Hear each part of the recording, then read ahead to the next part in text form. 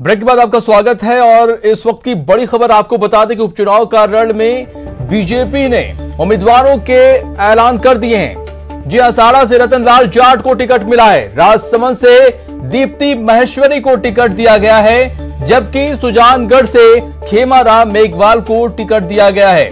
तो बीजेपी ने अपना पत्ता फेंक दिया है और उम्मीदवारों के नाम का ऐलान कर दिया है। जी हां, 3 सीटों पर जो उपचुनाव होने हैं उसके उम्मीदवारों का ऐलान हो गया है।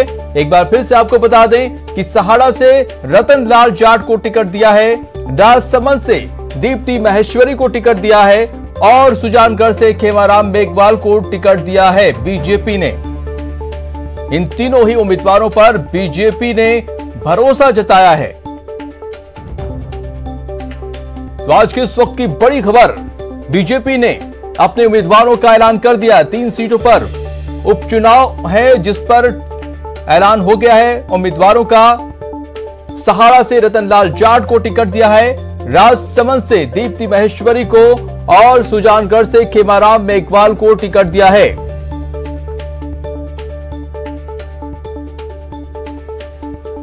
तो आपको बता दें कि सहाड़ा से रतन लाल जाट को टिकट मिला है और दीप्ति महेश्वरी पहली बार चुनावी मैदान में उतर रही हैं। पहली बार वो चुनाव लड़ रही हैं। किरण महेश्वरी की बेटी हैं दीप्ति महेश्वरी। और आपको बता दें कि सुजानगढ़ से खेमाराम मेघवाल को टिकट दिया है। ये भी कई बार 2013 में और 2003 में ये बीजेपी से जीत चुके हैं और एक बार फिर से बीजेपी ने उन पर भरोसा जताया है। तो ग्राफिक्स के जरिए भी हम आपको दिखा रहे हैं बीजेपी ने जिनको टिकट दिया है। आपको बता दें कि खेमाराम मेघवाल पहले भी चुनाव जीत चुके हैं, 2003 में और 2013 में भी चुनाव जीता है और एक बार फिर से उन पर भरोसा बीजेपी ने जताया है। और उसके अलावा आप दीप्ति महेश्वरी की बात करें तो दीप्ति महेश्वरी पहली बार चुनाव लड़ रही हैं। हालांकि वो किरण महेश्वरी की बेटी हैं, लिहाजा बीजेपी किरण महेश्वरी की जो विरासत है वो उसको भुनाने की कोशिश करेंगे दीप्ति महेश्वरी के जरिए। और तीसरा जो नाम है रतन लाल जाट का है। जी हां, रतन लाल जाट पहले भी चुनाव लड़ चुके हैं, केंद्रीय कैबिनेट मंत्री रह चुके हैं और उन पर बीजेपी ने भरोसा जताया है। रतन लाल जाट सहाड़ा से। हालांकि अभी कांग्रेस ने पत्ते नहीं खोले हैं, कांग्रेस ने अपने उम्मीदवारों का ऐलान नहीं किया है, लेकिन बीजेपी ने अपने उम्मीदवार घोषित कर दिए हैं। आपको बता दें कि 30 मार्च तक जो है अंतिम तारीख है नामांकन पत्र दाखिल करने की। उससे पहले बीजेपी ने अपने उम्मीदवारों का नाम ऐलान कर दिया है, लेकिन कांग्रेस पे अब सबकी नजर बनी हुई है कि कांग्रेस किस पर अब दांव खेलेगी। हालांकि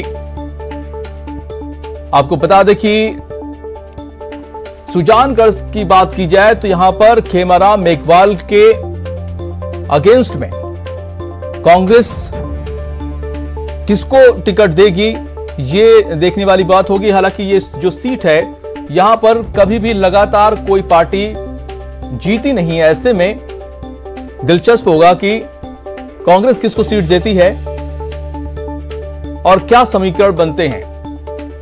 भजन लाल जाटव यहां पर थे, जो मंत्री भी थे, लेकिन उनका निधन हो गया कोरोना की वजह से।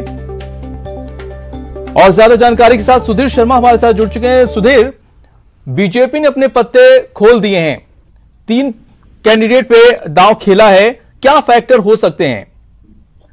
देखिए, सामान्यतः राजनीतिक पार्टियों में जीतने वाला और जिताऊ और टिकाऊ जो उम्मीदवार है वही सबसे ज्यादा दौड़ में रहता है।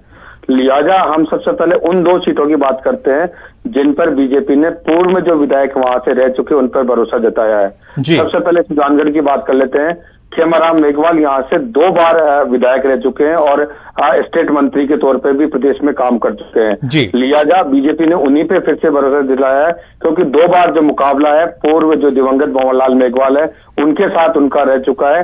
तो यानी 2 बार वो उनके सामने मुकाबले में खड़े रहे और जीत भी दर्ज की है।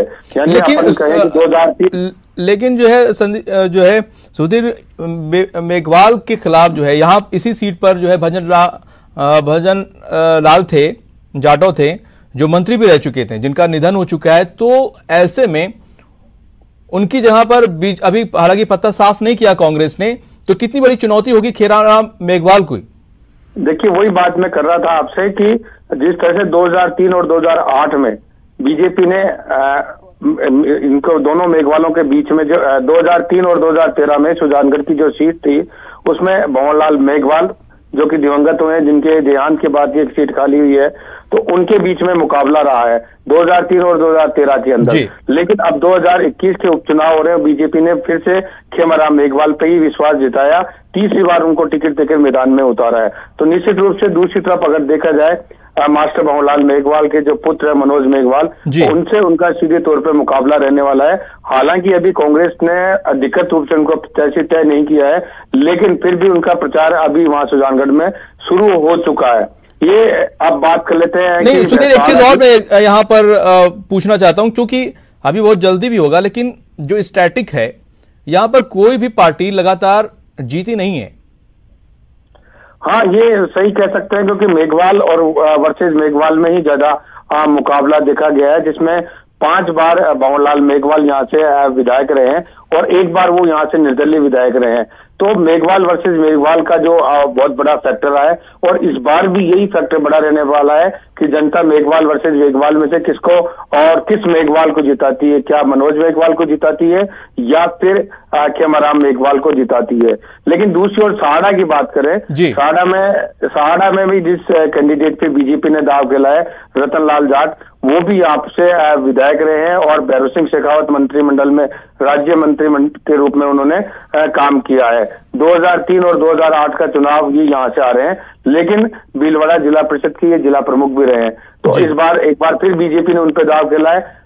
क्या रहता है यहाँ से, क्योंकि अभी कांग्रेस ने अभी पूरी तरह से पत्ते यहाँ के खोले नहीं है। कांग्रेस के प्रत्याशी सामने तय होगा तब मुकाबले का पूरी तरह से पता लग पाएगा। वहीं अगर राजसमंद की बात की, राजसमंद में जो यहाँ की विधायक थी किरण माहेश्वरी, उनकी पुत्री पर ही उन्होंने दाव खेला है और दीप्ति माहेश्वरी को यहाँ से उन्होंने चुनाव मैदान में उतारा है। अब चूंकि यहाँ से भी कांग्रेस की अभी तक कोई टिकट डिक्लेयर नहीं हुई है, अब माना ही जा रहा है कि कांग्रेस की, क्योंकि बीजेपी ने अपने तीनों जो उम्मीदवार थे उनकी घोषणा कर दी, लिहाजा जल्दी ये दीप्ति जो पहली बार चुनाव लड़ने जा रही है, ऐसे में क्या देखकर इन्होंने उतारा? क्या किरण माहेश्वरी की जो छवि है, जो उनका विरासत, उसको भुनाना चाहते हैं?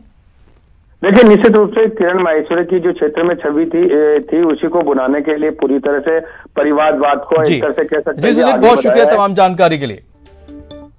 और बढ़ते अगली खबर की तरफ। बड़ी खबर इस वक्त आ रही है, प्रदेश युवा कांग्रेस में भारी असंतोष है। जी हां, 43 पदाधिकारियों को कारण बताओ नोटिस भेजा गया है।